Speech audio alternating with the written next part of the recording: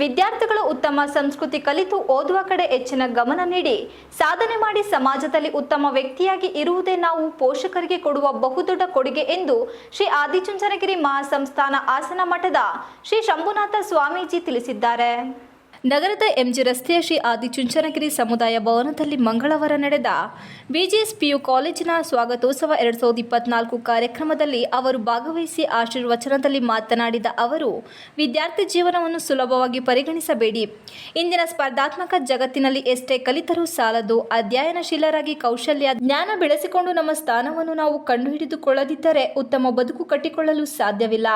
ಬದುಕು ರೂಪಿಸುವ ವಿದ್ಯಾರ್ಥಿ ಜೀವನದಲ್ಲಿ ಸೋತರೆ ಜೀವನದುದ್ದಕ್ಕೂ ಕಷ್ಟದ ಹಾದಿಯಲ್ಲಿ ಕ್ರಮಿಸಬೇಕಾಗುತ್ತದೆ ಎಂದು ಕಿವಿಮಾತು ಹೇಳಿದರು.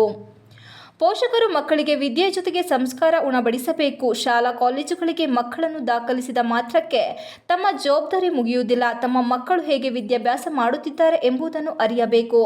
ಜೊತೆಗೆ ಅವರಿಗೆ ನಡೆ ನುಡಿಯ ಬಗ್ಗೆ ಮಾರ್ಗದರ್ಶನ ಮಾಡಬೇಕು. ಆಗ ಮಾತ್ರ ವಿದ್ಯಾರ್ಥಿಗಳು ಈ ಸಮಾಜದಲ್ಲಿ ಉತ್ತಮ ನಾಗರಿಕರಾಗಿ ಬದುಕಲು ರೂಪಿಸಿಕೊಳ್ಳಲು ಸಾಧ್ಯ ಎಂದರು. ಸಂಪನ್ಮೂಲ ವ್ಯಕ್ತಿ ಡಾಕ್ಟರ್ ಹೇಮಚಂದ್ರ ಮಾತನಾಡಿ, ಕಷ್ಟಕರ ಹಾದಿ ನಮ್ಮನ್ನು ಸುಂದರವಾದ ಪ್ರದೇಶದಕ್ಕೆ ಕರೆದೊಯ್ಯುತ್ತದೆ ಎಂಬುದನ್ನು ಮರೆಯಬೇಡಿ. ಅಂತೆಯೇ ಕಷ್ಟಪಟ್ಟು ವಿದ್ಯಾಭ್ಯಾಸ ನಡೆಸುವ ವಿದ್ಯಾರ್ಥಿಗೆ ಮುಂದೆ ಉತ್ತಮ ಭವಿಷ್ಯವಿರುತ್ತದೆ. ವಿದ್ಯಾರ್ಥಿ ದೆಸೆಯಲ್ಲಿ ಓದಲು ಅಸಡ್ಡೆ ತೋರಿದರೆ ಮುಂದಿನ ಬದುಕು ಕಷ್ಟವಾಗುತ್ತದೆ. ಹಾಗಾಗಿ ದೊಡ್ಡ ಗುರಿ ಮುಂದಿಟ್ಟುಕೊಂಡು ಉತ್ತಮ ವಿದ್ಯಾಭ್ಯಾಸ ನಡೆಸಿ ಸಾಧಕರಾಗಿ ಹೊರಹೊಮ್ಮಿ ಎಂದು ಸಲಹೆ ನೀಡಿದರು. ಬದುಕಿನಲ್ಲಿ ಸಾಧನೆ ಇಲ್ಲದೆ ಸತ್ತರೆ ಆ ಸಾವಿಗೆ ಅವಮಾನವಾದಂತೆ. ಅಂತೆಯೇ ಈ ಪ್ರೌಢಾವಸ್ಥೆ ಹಗ್ಗದ ಮೇಲಿನ ನಡೆಯಂತೆ. ಬಹಳ ಜಾಗರೂಕರಾಗಿರಬೇಕು. ಇದರಲ್ಲಿ ನೀವು ಯಶಸ್ವಿಯಾದರೆ ಸಮಾಜ ನಿಮ್ಮನ್ನು ಗುರುತಿಸುತ್ತದೆ ಹಾಗೂ ಗೌರವಿಸುತ್ತದೆ. ಇಲ್ಲವಾದರೆ ನಿರ್ಲಕ್ಷ್ಯಕ್ಕೆ ಒಳಗಾಗಬೇಕಾಗುತ್ತದೆ ಎಂದು ಎಚ್ಚರಿಸಿದರು.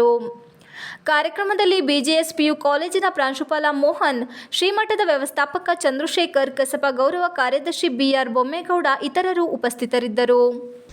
ನಂಬಿಕೆಗೂ ಮೂಢನಂಬಿಕೆಗೂ ವ್ಯತ್ಯಾಸ ಇದೆ. ನಾವು ಪೂಜೆ ಮಾಡೋದ್ರಲ್ಲಿ ಅದು ನಂಬಿಕೆ, ಮೂಢನಂಬಿಕೆಗೂ ಅದಕ್ಕೂ ತುಂಬಾ ವ್ಯತ್ಯಾಸ ಇದೆ. ಹಾಗಾಗಿ ಇದನ್ನೆಲ್ಲ ಮನಸ್ಸಲ್ಲಿ ಇಟ್ಕೋಬೇಡಿ. ಈ ಚಿತ್ರ ನೋಡಿ, ಸುಮ್ಮನೆ ಹೇಗಿರಬೇಕು, ಇವರಿಬ್ಬರು ಗೆಲ್ಲವರ. ಜಿಂಕೆ ಜೀವನಕ್ಕೆ ಓಡ್ತಾ ಇದೆ, ನನ್ನ ಲೈಫ್ ಓಡ್ಬೇಕಂದ್ರು. ಬೆಳಿಗ್ಗೆ ಎದ್ದಾಗ ಜಿಂಕೆ ಸಿಂಹ ಎರಡು ಒಂದೇ ಮಾತಾಡ್ಕೊಳ್ಳೋದು. ಅಪ್ಪ ಇವತ್ತು ಫಾಸ್ಟ್ ಆಗಿ ಓಡಿ ಊಟ ಮಾಡ್ಬೇಕಪ್ಪ ಅಂತ ಸಿಂಹ ಅನ್ಕೊಳ್ಳುತ್ತೆ. ಜಿಂಕೆ ಅನ್ಕೊಳ್ಳುತ್ತೆ, ಅಪ್ಪ ಇವತ್ತು ಫಾಸ್ಟ್ ಆಗಿ ಓಡಿ ಸಿಂಹದಿಂದ ತಪ್ಪಿಸ್ಕೋಬೇಕಪ್ಪ. ಆಹಾರ ಸರಪಳಿನೇ ನಿಮ್ ಚಿತ್ರನೇ ಹಾಗೆ. No pain no gain. ಚಿತ್ರದಲ್ಲಿ ವಜ್ರ ಇದೆ. ಒಂದು ಪ್ರಶ್ನೆ, ಸೈನ್ಸ್ ನಮ್ಗೆ ಹೆಚ್ಚಿದ್ದೀರಾ, ವಜ್ರದ ಅಪ್ಪ ಅಮ್ಮ ಯಾರು? ವಜ್ರಕ್ಕೆ ಅಪ್ಪ ಅಮ್ಮ ಯಾರು? ವಜ್ರದ ಮೂಲ ಯಾರು? ಅಲ್ಲಿ ಚಿತ್ರ. ವಜ್ರ ಇವತ್ತೇನು ಫಳಫಳ ಹೊಡೆದಿದೆ, 100 ವಜ್ರ, ಅದರ ಮೂಲ ಸೈನ್ಸ್ ಮಕ್ಕಳು ಒಪ್ಪತ್ತಿಲ್ಲ ಇಲ್ವಾ? ಎಸ್ಆರ್ನೋ ಹೋಗ್ಲಿ. ವಜ್ರ ಅನ್ನೋದು ಕಾರ್ಬನ್, ಅದರ ಗೊತ್ತಲ್ವಾ? ಕಾರ್ಬನ್